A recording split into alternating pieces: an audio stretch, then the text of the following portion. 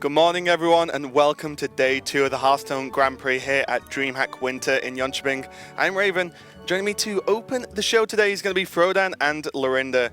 We've had 6 rounds of Swiss yesterday, all the players battling through, and now we're starting to see who's going to have a great chance at making it into top 16 and who is already eliminated. So, how did you enjoy yesterday, Frodan? Yesterday was fantastic. Being able to see a lot of the strategies come together that ended up working out in favor of certain people who've been trying to kill shamans. One of the things going into Dreamhack that people were concerned about with the Karazhan meta sort of being solved at this point is that people felt like shaman strategies were so dominant that they just had to ban it all the time. Yesterday we saw some people bring Reno Warlock, leave shaman open, and it worked out fortuitously for them, and they're the ones who possibly would just go through to the round of 16. But it's not guaranteed yet. We're 6 rounds in, meaning that anything can still happen. If you lose out here despite going 6-0, you still might not make the round of 16 bracket, and sometimes that happens. Some people choke. So I want to see who's the one who's able to clutch it out in day 2, who's the one who's able to play consistent over multiple days. Sometimes you run hot one day, but you got to bring it day 2. Yeah, exactly. It's all about sort of the long-term consistency. As Firebat was mentioning yesterday, it's about being able to play for a long period of time to battle through these Swiss. Lorinda, what were the highlights for you yesterday? Well, you mentioned Firebat. I mean, that interview he gave where he says, I don't want to play Control Warrior because you're here for 10 hours and you don't want to play 6 Control Warrior mirrors at midnight or whatever. That's a really interesting point. That was a highlight of the day, just that interview. But some of the matches at the end there where people were tired and playing on and doing really well, it was like, it was just a great day. It turns out that when you start with 200 good players, the top 30 or 40 are really good. Yeah. So just the standings right now are nuts. Yeah, and we can check out the standings as to how the day has gone so far as well. And as you said, there are some of the consistent players. We saw JJ, no surprise, doing extremely well. Yeah. You could see Loyan, JJ's teammate. So Loyan and JJ, Complexity doing pretty well so far. 1st and 3rd at the moment. Dawn is, we got to see him play yesterday. He's doing extremely well. 6-0, a player where we've not seen too much of from Korea, so that's looking really good. Who else is really coming out for you here, Frodan? Yeah, not surprised to see 6-0 do pretty well. I think a lot of people put him, Stan Sivka, some of these guys will be doing well. I want to give a shout out to Frozen, who also lost his 1st round match, and Cranes. Both of these guys were down and out early, but they fought back valiantly through the rest of the day, and that's kind of what Swiss is supposed to do. You can have a really rough start in the beginning. If you lose in a double elimination bracket, you just up the difficulty a lot, but they're still able to fight back and have a positive record, and that's what we come to expect. So while upsets do happen, and inevitably it is card games, it is Hearthstone, where you can sometimes get unlucky and you lose the series, ultimately over time, the wheat is separated from the chaff. And we can give a nod to Wife Coach, for example. She started off 3-0, and 3-0 in a lot of tournaments is enough to maybe even get you to the round of 8 or the semifinals, maybe even if you're playing in a small enough pool. But then she lost her next 3 series, and I think you start realizing that the separation really started becoming clear at one point, that while Wife Coach came to this tournament, performed well, above her expectations, in the end, compared to the rest of the field, full of real killers and world-class players, it makes sense. Full-time professional Hearthstone players, right? It starts to really edge out as rounds go on. So she ends the day 3-3, which is a little sad because I was hoping she would win the tournament just for fun. I think the fact that she's here competing and just making a really good example of everything that we want in a Swiss tournament format. Yeah, definitely. And we have the first couple of matches we have today are actually going to be great. They're really sort of killer matches, as we're going to focus on the elimination matches we have coming up, because as we said, we're moving on. Only 3 rounds left, and for a lot of these great players, the elimination matches are kicking in now, and it's going to be Firebat versus RDU. Just two players who, and this is, you could say that of many of the players here, but 2 players you could easily say could just take the tournament. RDU, a very recent Dreamhack champion himself. What do you make of this matchup, Lorinda? This is pretty nuts. I mean, 2 guys who obviously have won multiple big events, so really looking forward to it. And 2 guys you wouldn't expect to be 4-2, but again, that's just a testament to the field, the people that are playing against each other. Someone's got to lose, so you get to lose 3 times, so the loser of this probably deserves to be out, and the winner will be... These guys are now basically a 128-player single elimination at this point. They've got to win 3 games today, and then they've got to go top 16 and win all the way through that. Right. So, when you look at Firebat versus RDU, you wouldn't be you wouldn't be surprised to see either of these guys go into the round of 16, but only one of them can, and that's what makes it really tough. Yeah, we saw that a lot yesterday with a lot of the matches we were casting as they were elimination matches. We had Ecop versus Crane, for example, and one of them has to lose. That's the way it works, guys. But we do see the classes and bans is no surprise. Probably the, as you mentioned earlier, Frodan, the main storyline of this tournament in terms of strategy is the Shaman ban has been huge, and you know, the most common strategy by far, as we can see both players banning out with slightly different lists. So Firebat going for the mage, whereas Sivka and Pekrovac most notably bringing the Leaf Shaman open. Yeah, the fact that a lot of people felt like Zoo would be the strongest deck after you ban Shaman, and for a long time, a lot of these players here felt like it was, what can you do to prevent Zoo from running away with the game, or run with the series? So a lot of people brought Zoo and anti-Zoo-ish decks that was best against the field that can sweep. So you see Temple Mage, you see Control Warrior, you see Druid. All these things they have in common is sometimes they just have the nuts and they win the game. But then you have some people bringing the strategies that say, like, you know what, I'll let your Shaman be open. I'm going to take away some more problematic decks that can't be targeted, like Druid, or maybe even ban Zoo, and instead just kill your Shaman with my Arena Warlock, which is expected to sweep if people aren't bringing certain decks that kill me. Because we're not seeing a lot of people bring Hunter, for example, a class that would punish Arena Warlocks. And the few people that do bring Hunter lose to the Zoo strategies. Yeah. So we do have some countering going on with some rock, paper, scissors, and that's what makes a really healthy metagame, ultimately.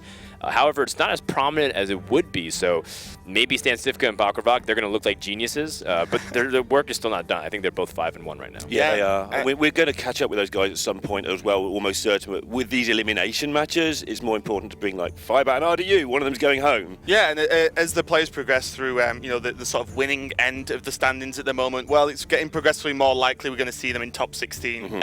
At worst, we'll see them there anyway. But Zoo, I think, is the standout deck for me this tournament. We saw Pavel just 3-0 in 15 minutes or something, which was kind of crazy yesterday. And I think that's really...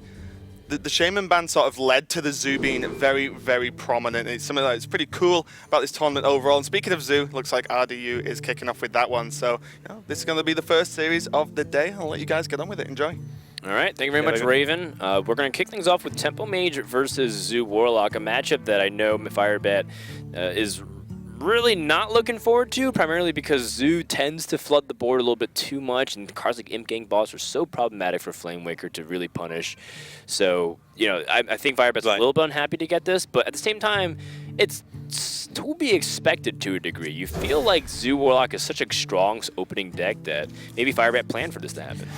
Yeah, he may have done, or it may just be like mind games. You're expecting it so much, you expect RDU to mind games you and change, and second level guesswork, etc., and, you know, outthinking. But I think this is a Tempo Mage feels like it should be able to deal with Zoo, but the problem is it's got heavier and heavier over time. And so now, like you say, it has that early. The Flamewaker doesn't quite have the ammo it used to have to just gun everything down. Yep. You know, the fact that Zoo starts off so commonly is also largely in part due to the fact that you don't want to let things like Druid go through. Right. So Druid is also a very good starting point, and Zoo's one of the best counters to Druid. I mean, Druid doesn't have many things that really do that well against it. Control Warrior being like pretty good against it, and Zoo being another one. So, you know, starting Zoo is to be expected for a lot of reasons, and I feel like Firebat accounted for that. However, the fact, you know, for example, he started on turn 1, having Mana Worm is huge, but right now he's also stuck in the juncture. Do I deal with this Possessed Villager through hero power, save my Sorcerer's Apprentice and Arcane Missiles, or do I just let the fact that my opponent develops a little bit more, and I play a little bit more passively? Yeah, and so he's going to get these missiles. Not having another spell in his hand probably contributed to that decision, because saving the Sorcerer's Apprentice, there aren't a huge number of spells in his deck. There's a lot, but you're not guaranteed to draw another one. I mean, it's a very high likelihood that you kill it off. There's 3 missiles, 3 outcomes, so it's just, you know, 12.5% chance it doesn't hit that. Or it's a very high likelihood you remove it on the board. But I think that's the way Temple Mage just beats Zoo. It gets ahead on board and never lets go. And this is one of those awkward moments we were talking about. You know, the fact that you can't kill Imp Gang Boss without generating a lot of value for it. And ultimately, if any of those small little things stick, things like Abusive Sergeant and Direwolf Alpha get a lot better. Yeah, Zoo's minions like their friends, and at the moment, Imp Gang Boss just makes you a lot of friends. Yep. Unless you're playing against it, in which case it makes you a lot of enemies. Let's see, what's the best move in this scenario? Can you actually clear everything? I think you can. If you use Arcane Blast and your hero power, you should actually be able to remove the Imp Gang Boss totally. And then Sorcerer's Apprentice or Mana Worm can stick around.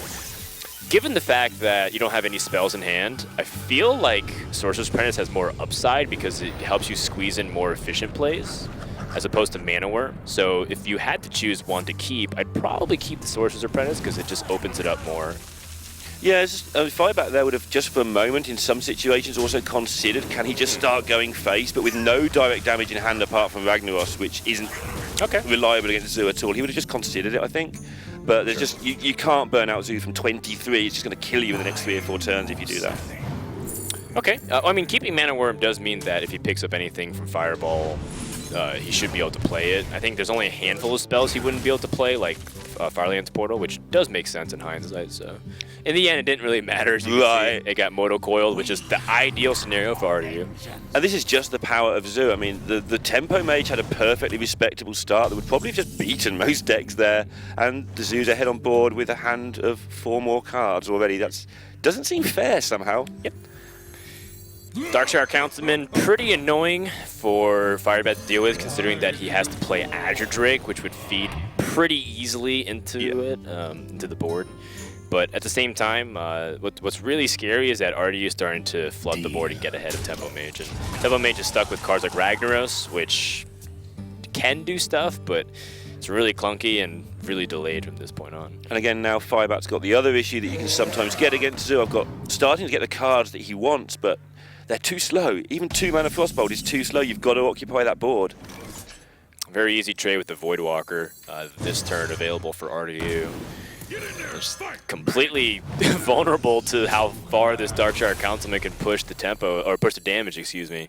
And Firebat's in a really bad spot. He does have double Frostbolts, so being able to stall the board might really help if he's able to pick up other things like Flame Strike. Yeah, and Flame Waker. Flame Waker is pretty good too. Something here that RDU's managed to solve, sometimes the double Librarian in your deck can really make a mess of things. I know you want to discard Silverware Golems, but when you start picking up Soulfires and Librarians and stuff together, sometimes you just get a real mess. Yeah, that's a really good point, Lorendos. A lot of times people cut one of them to replace with a tech card. Ooh, interesting. Well, that makes it a lot easier to deal with Darkshire Councilman. Before you were stuck in a Frostbolt and Prey scenario that your opponent can't deal, like Defender of Argus, but that makes it much cleaner. Oops, so does that. That makes it very good too. Darkshire has been discarding Silverware Golem. And again, at most, the Mage deck will probably play 1 Flame Strike with no Shaman. It may not play any because you can ban the Shaman out. So. Yeah, I mean, Flame Strike when you ban Shaman is a lot worse, so perhaps you could just top out at Ragnaros and 2 portals, and that's it. Here we go. Maybe that's why he put Yogg-Saron in his deck. Right, that's a good point as well. Just as a clear, if really desperate.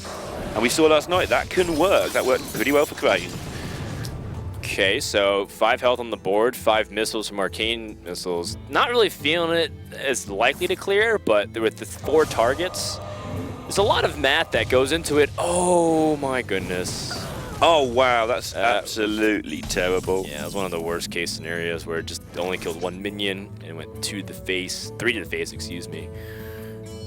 And all RDU has to worry about now is, do I lose to Flame Strike and is Firebat playing it? At round 7 in a room like this, people know people's text cards. Especially when it's RDU and Firebat. They will have asked around, what's RDU playing, what's Firebat playing, does he have a Flame Strike, blah, blah, blah. So he knows to just go all in here. RDU prioritizing doing more damage this turn by using the Direwolf Alpha buff could have separated. Wow, if he doesn't have Flame Strike, there's a way to get it. Yeah, and even not just Flame Strike, but Blizzard is also super impactful in this position. I think Firebat's going to start going for the Hail Mary play. Does not reach it. I know RDU always feels a little nervous at this point. When you see your opponent play a Babbling Book, oh, it's scary. And here come all the spells, way too late for the synergy cards that have already gone. Starting to look grim, and being on 22, sometimes you're a bit scared of Zoo tapping against Tempo Mage, but being on 22, RDU is just going to be able to fill his hand back up. Well, he's still alive for now. Right now there's only 7 on board with no demon to buff, so if he gets Doomguard, the game's over. RDU does not find it, and that means Firebat has an opportunity, a chance. Not very high chance, but he's still in it. I'm wondering if RDU just uses this Demon Fly. He's going to save it, I assume, if he gets a Demon, just to buff it out of any potential burn range, but... Yep. decision now whether he needs to get rid of this. I think he's just gone with the plan. I'm just not going to let you have a minion. That way, every point of damage that could go to my face that is dangerous, I'm just going to get rid of. That was interesting that he chose to go for the 2-1 there. I think he makes his board a little bit more resilient to Flamewaker in case his opponent draws a second one. He does miss the opportunity to Doomguard lethal if his board got cleared or frozen. I guess with Knife Juggler, that gives him an ability to add 1 damage. But RDU prioritizing the board's strength. Yep. And he's still got lethal with so many different combinations of these cards as well. RDU just, I think Firebat has to get Fire Elemental. That's the only thing that can keep him alive at this point. And worst case. Yeah, not really happening for Firebat, but this is somewhat to be expected given that Zoo is so powerful when you ban Shaman, because Shaman is one of the counters to it. And Freeze Mage is so unreliable in Last Hero Standing due to the advent of Druid and Warrior's popularity that it feels like you can't bring a deck like Freeze Mage. And also not to mention that traditionally we had a lot of decks that was good against the Zoo Warlock. Back then Rogue actually had a really good chance against it. It's not that good right now. Hunter used to be good against Zoo. It's not good against it right now. So. And another problem if you bring Freeze Mage is you might leave Shaman open. But the problem with that is a lot of the Shaman decks are teching against Freeze Mage because if they're going to be left open, they know they're probably playing against Freeze Mage. So you can't even risk leaving it open and bringing Freeze Mage anymore. All right, well, we're going to the Zoo Mirror, which is a lot of players' fundamental strategy, actually. They specifically thought going into the tournament that it's going to be determined by Zoo Mirrors. And you can see Firebat already accounting for that. He has a Forbidden Ritual in the deck, which is not a traditional pick anymore. People put Forbidden Ritual with Whispers of the Old Gods, but ever since the discard Zoo started becoming very popular with Silverware Golems coming in Karazhan, people have stopped putting it in, and I like it. Forbidden Ritual is one of the only ways you can come back on the board as Zoo. And it's a very clever piece of tech that I hadn't spotted earlier in the tournament because I haven't cast Firebat yet. But yeah, the thing is, obviously when you've got this lineup similarity where Zoo just beats Tempo Mage and Druid, let's go trivializing it, obviously you have to actually play the game. If you can win that mirror match, you're massive favourite to just go through the other two as well. So it's a 3-keep for Firebat. He chose to keep Direwolf Alpha, Forbidden Ritual, and the Knife Juggler. However, he doesn't have a very clear 1-mana play in the sense that he doesn't have a Voidwalker, a Flame Imp, a Possessed Villager. So when he coins out a 2-mana minion, or if he does, and RDU sees his opponent played the card that he didn't keep, do you think he can put Firebat on some of those cards that would influence the matchup? For example, Forbidden Ritual. He might be able to, again, especially if word has got around the room, who's playing what, and people have been on stream, so he will have. And yeah, I think he definitely can. RDU is one of these players who does, he says he doesn't think that much about what people have kept. He says he tends to second guess himself. And so he thinks about it and then forgets. He just notes how many cards they kept for a rough idea. But he was saying that when he tries to do that, he actually just plays worse because he guesses on cards that they haven't actually got. I know Firebat certainly plays into those reads, but you definitely can see the impact of Firebat's choice starting to be a little awkward. But you just pick up Demon Fire. That's a way to kill the Direwolf Alpha if he wants to give his opponent free development of the board. But again, if you're RDU, you saw Firebat keep the 3 most left cards in his mulligan. And he didn't play anything on turn 1 or 2 that was significant from it. Most of the times, if you keep something, it's probably keep Imp Gang Boss with a 1-drop because you want to specifically have Imp Gang Boss to come back.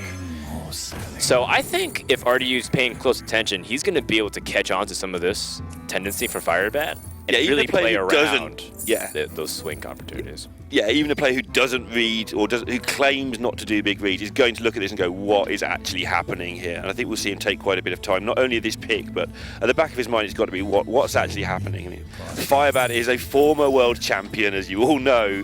He is a guy who's keeping those cards for a very good reason. So the debate here is between Powerful Whelming and Worgen Infiltrator. Do you have a preference on which one you like to keep, Neil? I like to just get things on board, to be honest. So in this match, I Power Overwhelming. I think one of the reasons it stopped being in decks was precisely for the mirror quite a while ago. I think Zigzo won one of the events in China by just taking it out and just occupying board. Obviously, it does do a good trade, but you lose your minions. So. Yeah. I'm full agreement with that. I think a lot of people look at Power Overwhelming, they think 4 damage, 1 mana, but Worgen Infiltrator is 2 damage for 1 mana and you get it on board. Right. And it might check even more if you pick up Direwolf Alpha number 2 or if you have a Defender of Argus. Or it might do 2 damage and save 4 damage, so it's a 6 health swing rather than a 4, etc., etc. So yeah, I like it. I think it's just generally better to have that board presence, like you mentioned. So that Firebat introduced with another opportunity to see, like, to how he wants to adjust the board. He could play Knife Juggle this turn, protect it with the Void Walker, and then if it gets protected, he gets 4 juggles next turn with Cess Villager and 3 Forbidden Ritual minions. I think That's pretty good. Yeah, it is pretty good. I think what you do with this turn is you start from turn 5. Yeah. What do I want to do on turn 5 and work back and see what's left? The problem is the fact that if his Knife Juggle misses, which is 50% chance that it does, then the Void Walker gets punished really easily. So I think Firebat's saying, I'm sort of behind this matchup. The fact that your opponent goes first means that he gets initiative onto the board first. Right. It feels like the need to take a 50-50 risk in order to climb back onto it. And that's kind of what he needed. He didn't need to necessarily snipe the 2-1. He just needed to potentially keep his juggler alive as long as the opponent didn't have Defender of Argus. And that's the big key for Firebat to come back onto this board, because if this nice juggler survives, it could be a blowout victory for Firebat. Yeah, because next turn is going to be insane. And I think RDU, if he hadn't worked it out before, he's worked it out now, judging by how deep into the tank he's just gone. It's like, oh, I see. Yeah, this is what's happening. So he's got a 1 in 3 shot if he wants it. Okay, but I think RDU has to start making reads now. Like, he has to. Firebat kept this Knife Juggler in his opening hand. Knife Juggler is more of a mid to late game card for Zoo a lot of the times these days. You're not really keeping Knife Juggler, especially if you're on coin. Why would he keep the Knife Juggler on the coin? It has to be because he has a Forbidden Ritual, and I know RDU does his research. So if he does do that, does he play around that by, say, like, for example, Imp Gang Boss is really good against Knife Juggler?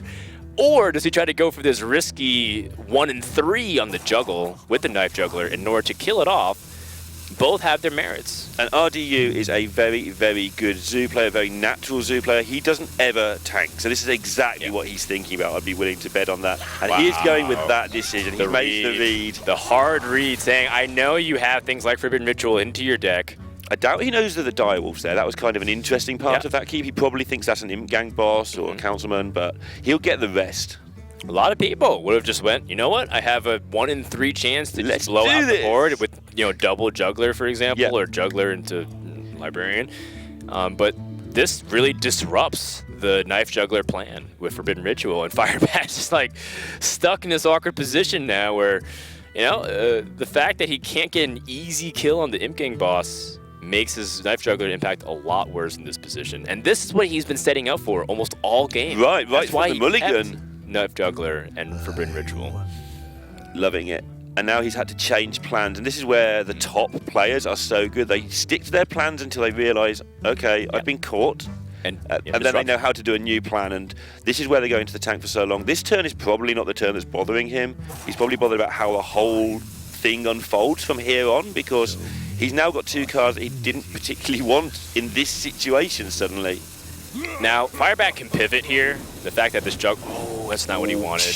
But he does increase his chance of hitting a significant minion by 50% now. Okay, choose to go for 1 in 3 instead. And if Darkshire counts, that's a huge juggle. The Darkshire Councilman surviving 2 would mean that Forbidden Ritual also still is good. And because Firebat also astutely kept Direwolf Alpha, he's got 3 power turns of being able to swing the board. Yep. But this is going to be a shooting gallery right now. There's going to be minions coming from everywhere. The juggler's going to be throwing stuff around the tavern. Oh, that's not good for RDU. He needs to hit literally any of these minions. Yeah, right. Just one of those 3 minions, and he has 2 juggles to do it, and he still has an opportunity. Well, yeah, he gets 2 more juggles when he bumps in with the boss as well, so... Okay.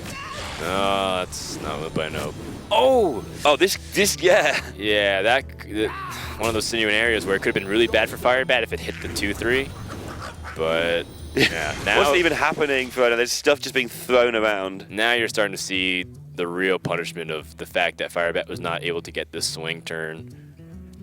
He can kill one of the Knife Jugglers, which is the utmost threat, because 2 of them means that any one of his minions would just get pounded over and over. And also it means his Forbidden Ritual currently is a completely useless card. He needs to free up some space to get that down to occupy some board space. I think you still play Forbidden Ritual for the 5/1/1s. It's still a lot of board presence. Even though your opponent played Juggler, he doesn't have Forbidden Ritual, and at worst, I think your board trades for itself, and you still have some really powerful cards like Defender of Argus. So if any of the 1/1 stick around, and you play like Direwolf Alpha Defender of Argus, that still gives you an opportunity to trade up on the board. I think the only problem for him at the moment is the Gang Boss would, say he trades into a juggler and then makes 5 1/1s. The Gang Boss trades into one, makes another guy that shoots one, and then you've got a 1/3 that kills another, and I think with cards in hand as well, something like a Defender of Argus would just be a blowout. Yeah. The problem with is if Forbidden Ritual gets answered completely, if his opponent is able to clear this board, then his hand gets really bad, extremely bad. Yeah. And I think that's what he's thinking about and weighing, but I don't really like the possibilities of what you like to tap into. The things that you can tap into could be really awkward, anywhere from Doomguard to Darkshire Librarian, like all these kinds of things that would just make it a little bit uncomfortable. The only way that Firebat actually would have been able to come out on top there was if he was able to tap into like an Imp Gang pause, then that would actually be okay. So Ardyu's just going to clear up. I thought he might tap and try and just hit Defender of Argus because it would be so ridiculous on the Imp Gang boss there, but he's just going to go with what is a pretty safe, sensible play in the first place. That's interesting. I was kind of expecting Ardiu to play the Direwolf Alpha, given that it would fit the mana. Oh wow, it missed one of the juggles. That's a kind of a big deal. Right. Because now that Knife Juggler will die no matter what. Yeah, so that was like pretty fortunate for Firebat. There was 4 minions or 5 minions on the board and he missed. He needed it though, right? Yeah. He's still in a pretty tight spot when the Zoo gets the board like this, and he's used his tech card. Yep. His anti-Zoo tech card is no longer there, and his hand is still got this Direwolf that he kept in his opening hand to work with that whole combo we saw, and it's looking a bit sad right now. So Flame Imp pickup is meh. Doesn't really do much. I wonder if Firebat's thinking about tapping in this position because his hand is so awkward. It could actually be improved a lot if he picked up a Soulfire, because that allows him to play 2 of these cheaper minions and then go for a 50-50 on whether or not the Silver Golem gets discarded. And if he taps into nothing, he can still play 2 minions and get back on board to some degree anyway, so I think that would be interesting. Okay, well. Okay.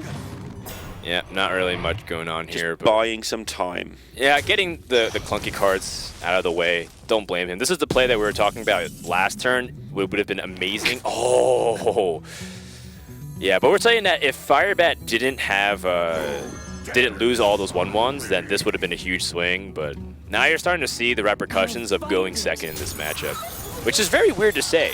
Prior to Karazhan, going second in the Zoo Mirror was actually a very good thing because you're able to have board control. But this deck has become less about board and a lot about that. Doomguard discarding Silverware Golem. And being able to get the initiative is super powerful now. So how does Firebat answer this, if at all? There's a nice brown button that you can press. That seems pretty strong about now, that one. Yeah.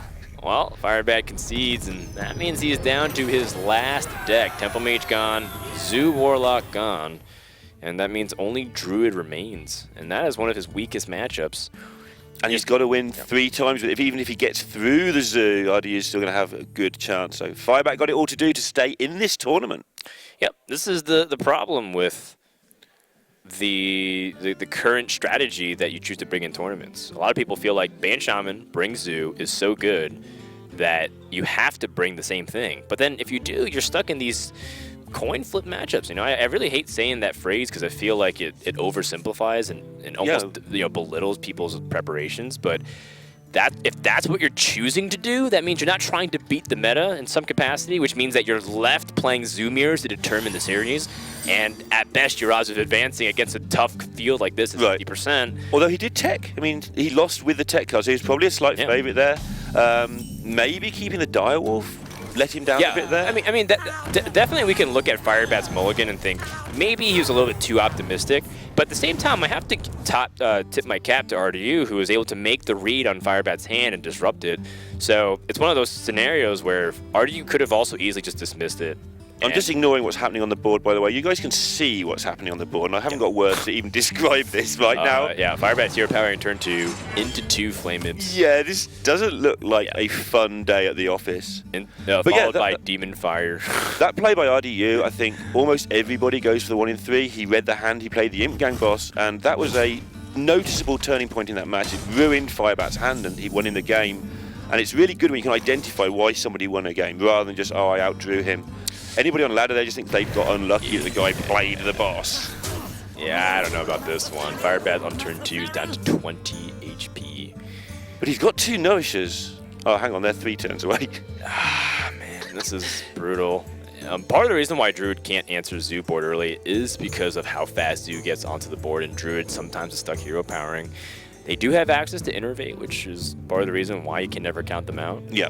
But look at this. Firebat's going to be down to 12 hit points next turn, at least. Yeah, that's not good. And another sticky minion coming down here, almost certainly from RDU. Plays the Imp Gang boss, and then he's got Juggler to empty his hand and make boss dudes, and it's just not going to be pretty here. I think his best chance is Yasharaj gets... Oh, sorry, Barnes hits to Yasharaj. All right, that's actually a pretty impactful minion. Right. That might actually be able to help swing things if, for example, it steals Imp Gang boss. So Then only you're laughing in because this Soulfire, as you were discussing ways of getting back into it, your Soulfire just snuck into the hand. Yeah, that's a lot of damage. Right now he's got 9 damage guaranteed. I guess 10 if Night Juggler goes face. It's not really reliable though. I think if you're RDU, you don't necessarily even want to address this. I might play every card except Soulfire this turn. Yep. And, well, attack face aggressively and then do that. Because Yeah, your opponent's on 5 mana, what can you really do? He's just got to do the sums on what happens if my opponent has swipe. Is there a disaster waiting? Oh yeah, there is. That's the only thing he has to worry about. Yeah, that's true. He could be worried about throwing, but I feel like it's a very low likelihood that his opponent's able to have it. Okay. He even chose to go for the juggles, knowing that Sylvanas was there at 1-1. Yeah, he went for, he could have lost one of his really valuable minions like Imp Gang boss. Even losing Flame Bip is pretty devastating. Choosing to Soulfire now and draw a card for going the Forbidden, not the Forbidden, the Possessed Village. Right. Oh, that seems a good card. That's made his decision for him. Yeah. Okay, so if Firebat picks up Innervate, we're good. Oh man, he just picks up more heavy cards. And that's the downside of this Druid build, which is pretty good in the mirror. You've got more 10 drops against Zoo, which is obviously not pretty good anymore. Precisely. So what can Firebat do from this position if he swipes and the juggle goes face? No, that's oh man. I think he really needed Barnes to survive there. Yeah, Artie just took a making really the good 1-1 from the Imp Gang boss is going to be a nightmare here for Firebat. On top of all the other things that are going on, just that one extra minion. Yeah, he's gonna nourish for cards. Maybe he picks up Innervate. Oh, he's nourishing for crystals. Yeah, his play is if you can't kill me this turn, maybe I can find a way out of this. But Okay. I actually like that. Yeah. If his opponent just stuck with board control tactics, oh, okay, never mind. But I mean, all things considering, if Doomguard wasn't there, then that was actually not a bad line to spot to be able to try and swing with Spell Power Swipe. Firebat gets 3-0'd by Zoo, something that we've been seeing a lot this tournament. One of the criticisms actually against last year's standing is specifically this. Right, if you win that one mirror match in an identical lineup, or near as damage identical lineup, that's the end of the game. It's specifically when the metagame gets down to the point where people feel like there's a strategy where if you ban one deck, another one becomes so oppressive that it's just really hard to stop.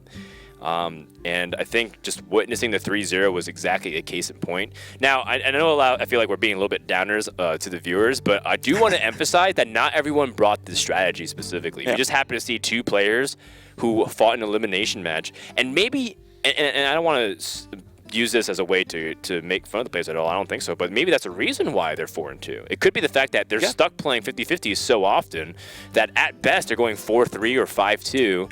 And they have to barely outplay their opponents. It's something some of the players were saying yesterday in the fact that, because there was, even going into the tournament, a lot of players expected this kind of lineup and this kind of strategy overall. Right. And then, like, some of the guys didn't really want to bring, like, the potential of so many mirror matches because you said, you know, you're going to run into it. And if you lose a mirror match, the matchup can just they can just snowball out of control. But Radu, congratulations on the win, of course. Yeah. Thank you. Did you think Zoo was going to perform so well? It was like a very quick 3-0 there for you. I mean, when I came into this tournament, I thought that Zoo is like the best deck in the game with the Shaman ban. And I know that a lot of people are going to bring mirror matches, so I like decked my Zoo a bit. And I also like changed it overall to like a bit Druid and stuff.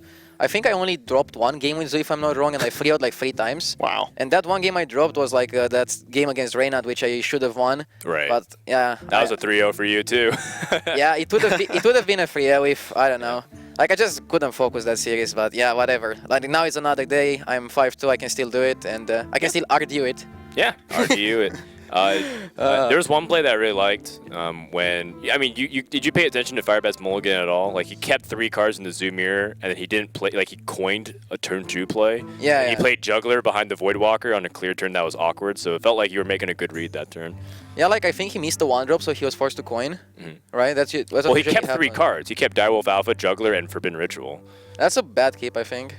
We thought it was risky, but like maybe he felt like that was. I mean, Forbidden Ritual in the Zoo Mirror with Knife Juggler is really good if you're able to pull it off, but it also messed up his mulligan because he didn't have a turn 1 play, so he coined a Dark Peddler, which was really awkward. I'm not even sure about my mulligan. Like, I kept the Possess and I kept the Direwolf Alpha. That's in the middle. Like, I'm not sold 1-3s on it.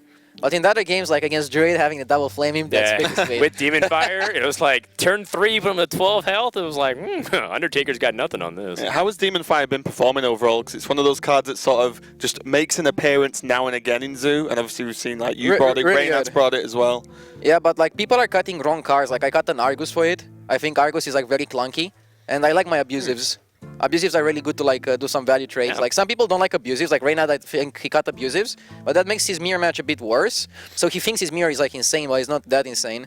Argus is like a really good card in the mirror, but it's like so clunky. And like I figured out that the games you lose are like because of Argus. It was mostly also like Ecop's idea. Like Ecop like pitched it to me, and then I saw like That's interesting. I tried it out and it worked really nicely. I've seen people cut a Librarian. I've seen them cut Abusive. I've never heard of cutting Argus because people feel like it's so core to what Zoo wants to do. So that's a really interesting thing. But I love when people do that. You know, when people like say like Mountain Giant, you cut in Handlock. I was like, what? And then it was like, oh, that was so smart. So it's cool stuff. Cool stuff. Well done. Yeah, no, so really good. You know, you've saved yourself for the moment at least in the tournament. You were still a fighting fit. So congratulations again. Thank you. Very well played. Very well played. And that's going to be us for now, at least. We're going to just prepare for the next round. We've got, I think we've got the next game. Yep. Up, actually. I thought it was finished, but I'm wrong. Yep, it's going to be Osaka versus Vince coming up. So that's going to be a great